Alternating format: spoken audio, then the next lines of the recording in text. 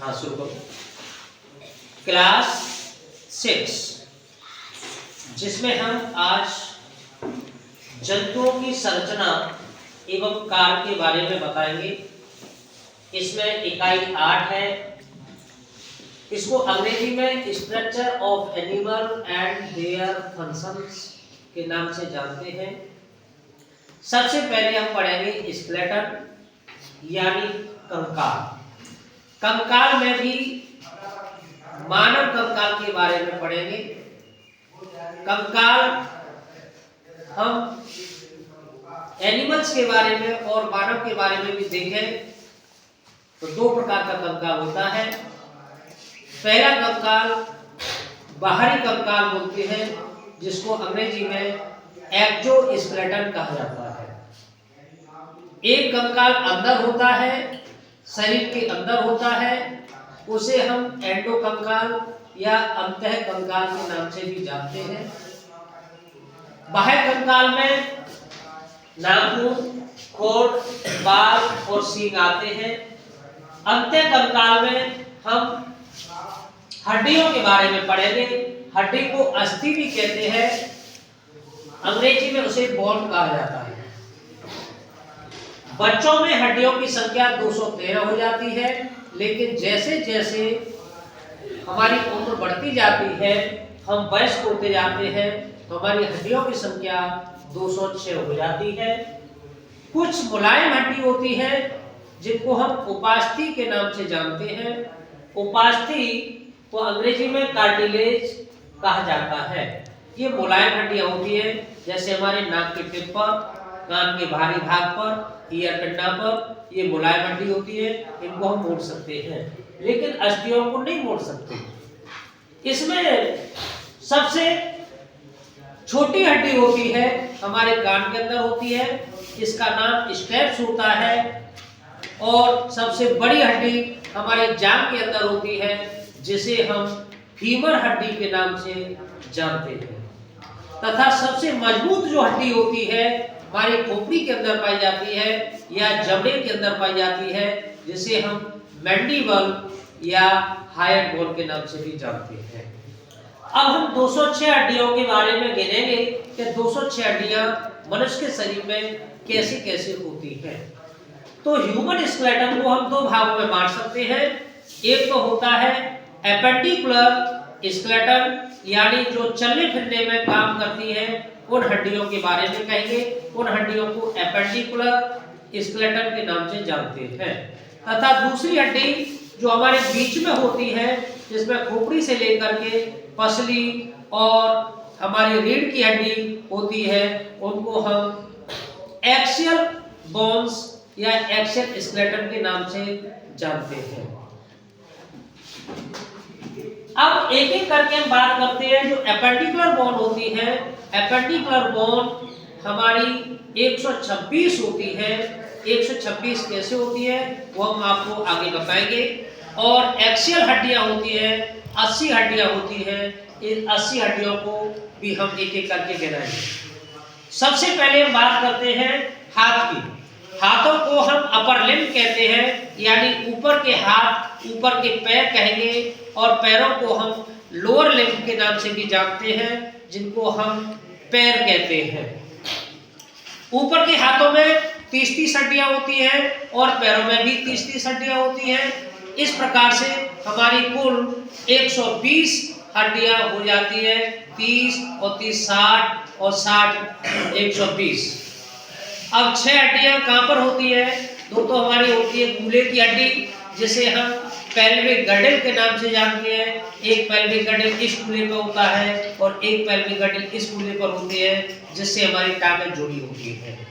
दूसरी हड्डी हमारी हाथ को जोड़ने वाली हड्डी होती है। तो एक इसको हम पेल्विक गर्डल, पैर कूल्हे की हड्डी को, और पेक्टोरल गर्डल कंधे की हड्डी को कहा जाता है। और एक पेक्टोरल गर्डल इधर होती है, एक पेक्टोरल गर्डल इधर होती है, जिसमें हमारे हाथ जुड़े होते हैं। दूसरी बात, और एक हड्डी हमारी जिसे कॉलर हड्डी कहते हैं, कॉलर बोन कहते हैं, उसे कॉलर बोन कहा जाता है, जो बच्चों में हंसलियों के नाम से जानते हैं। छोटे बच्चे होते हैं तब कहते हैं उनकी दादी माँ या माता जी किसकी हंसली चली गई है, तो वो वाली हंसली होती है। तो एक हंसली ये और एक हंसली ये, कुल मिलाकर के कितने हो गए, 2 और 2 4 और 2 6 हड्डी ये हो गई।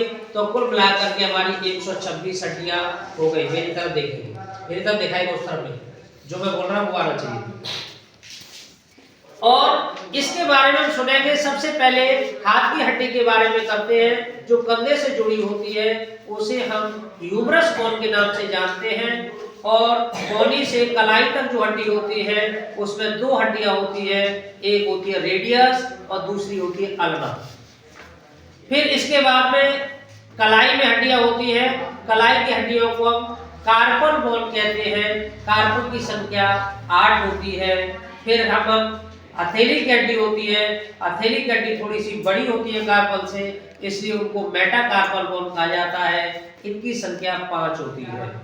इसके बाद उंगलियों की हड्डियां होती है, उंगलियों में कुल 14 हड्डियां होती है। कुल 14 हड्डियों को फिंगर बोन कहा जाता है या इनको फेलेंजेस भी कहा जाता है। इस प्रकार से 1 और 2 3 और 8 11 और 5 16 और 16 और 14 30 हड्डी एक हाथ में होती है। इसी प्रकार से दूसरे हाथ में भी एक humerus, radius ulna, carpal, metacarpal और फेलेंजेस, यानी 30 हड्डियां इस हाथ में हो जाती हैं। इसके बाद में हम गिनते हैं पैर की हड्डी। पैर की जो जांघ की हड्डी होती है, हमारे शरीर की सबसे लंबी हड्डी होती है, उसका नाम फीमर बोन होता है। और एक घुटने की हड्डी होती है जो चलायमान होती है, मूवेबल होती है, उसको हम पटेला बोन कहते हैं। घुटने से नीचे और टखना तक की 2 हड्डियां होती है, इसमें 2 हड्डियां होती है, इनका नाम टिबिया और फिबुला कहते हैं। और टखना जो हमारा होता है, जो गांठ होती है पैर की, इसमें 7 होती है हड्डियां, इसको कहते हैं टार्सल्स। टार्सल के नीचे तलवे की हड्डियां होती हैं, तलवे में होती है 5 और 14 फिर पैर की उंगलियों की और अंगूठे की हड्डियां होती है। इस प्रकार से 30 हड्डियां हमारी इस पैर में हो जाती हैं और 30 हड्डियां हमारी इस पैर में हो जाती है। कुल मिलाकर के 60 पैरों में और 60 हाथों में कुल मिलाकर के हमारी 120 हड्डियां हो जाती है। तो 2 पेल्विक गर्डल, 2 पेक्टोरल गर्डल और 2 कॉलर बोन, 6 बोन ये होती है।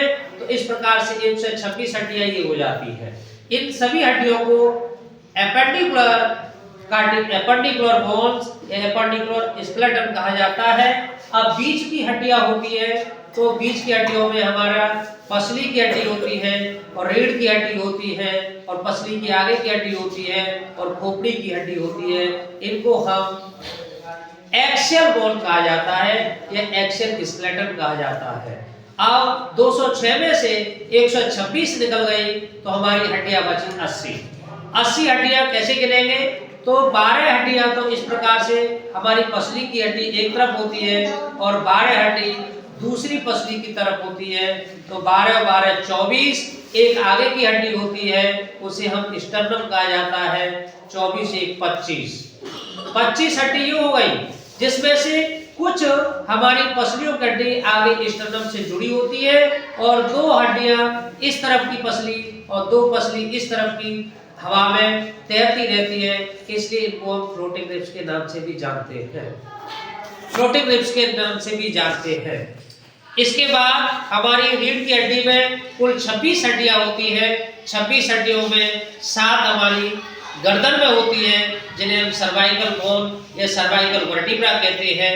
सर्वाइकल वर्टिब्रा जैसे खोपड़ी जुड़ी होती है, उस हड्डी इस तरीके से नुकीली होती है और इस पर हमारी पूरी खोपड़ी टिकी रहती है, उसे हम एटलस बोन के नाम से या एटलस वर्टिब्रा के नाम से भी जानते हैं। 7 हमारी सर्वाइकल वर्टिब्रा, जिनको हम C1, C2, C3, C4, C5, C6, C7 के नाम से जानते हैं। उसके नीचे हमारा वक्ष की वर्टिब्रा होती है या हमारे सीने की वर्टिब्रा होती है, जिन्हें हम थोरेसिक बोन भी कहते, थोरेसिक वर्टिब्रा भी कहते हैं। थोरेसिक वर्टिब्रा के नीचे इनकी संख्या 12 होती है। उसके नीचे हमारी लंबर वर्टिब्रा की संख्या 5 होती है। उसके नीचे कॉडल वर्टिब्रा 5 होती है और इसमें पूंछ की वर्टिब्रा होती है जिसे हम पूंछ की वर्टिब्रा भी कहते हैं। इस प्रकार से कुल 26 वर्टिब्रा ये हो जाती है। तो 26 ये हो गई। अब 26 के बारे में देखेंगे कि 26 हमारे वर्टिब्रा हो गए। 26 तो हो गई रीढ़ की हड्डी और जिसमें से 24 पसली की हड्डी होती है।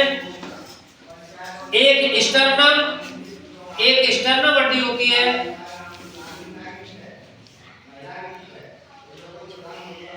स्टर्नम हड्डी होती है और अब इसके बाद ये टोटल कितनी हो गई? 30 10 10 11 हासिल 1 4 5 यानी 51 हड्डी हो गई। 80 में से 51 हड्डी निकल गई तो कितनी बची?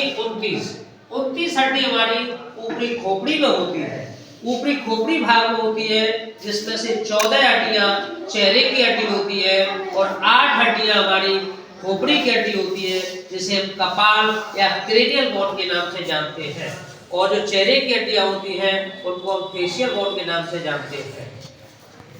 फेशियल बोन और 8 14 और 8 हमारी खोपड़ी की हड्डी, 6 इस कान की हड्डी और 6 इस कान की हड्डी, टोटल मिलाकर के 29 हड्डियां हो जाती है जिसमें एक हड्डी हमारी मैंडिबल बोन होती है जिसे हम जबड़े की हड्डी कहते हैं जो शरीर की सबसे मजबूत हड्डी होती है। कुल इस प्रकार से 29 और 51 मिलाकर के हम कितनी कहेंगे? 80 हड्डियां हो जाती हैं और 80 हड्डी और 126 हड्डी मिलाकर के कुल 206 हड्डियां हमारी हो जाती है। काम बात बनती है, एक कान में 3 हड्डी होती है, दूसरे कान में 3 हड्डी होती है। इनको याद करने के लिए मिस के नाम से जानते हैं, malleus incus steps. Malleus incus steps. Steps हड्डी सबसे छोटी हड्डी हमारे शरीर की होती है।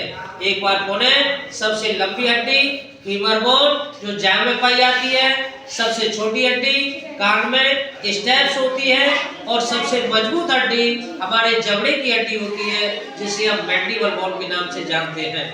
कुल मिलाकर के 126 हड्डियों का ब्यौरा हमने आपको दिया। इस प्रकार से हम स्केलेटन को यहाँ पढ़ लेते हैं। अब उनके फंक्शन क्या होते हैं, उनके फंक्शन के बारे में नेक्स्ट टॉपिक पर नेक्स्ट डे बताएंगे।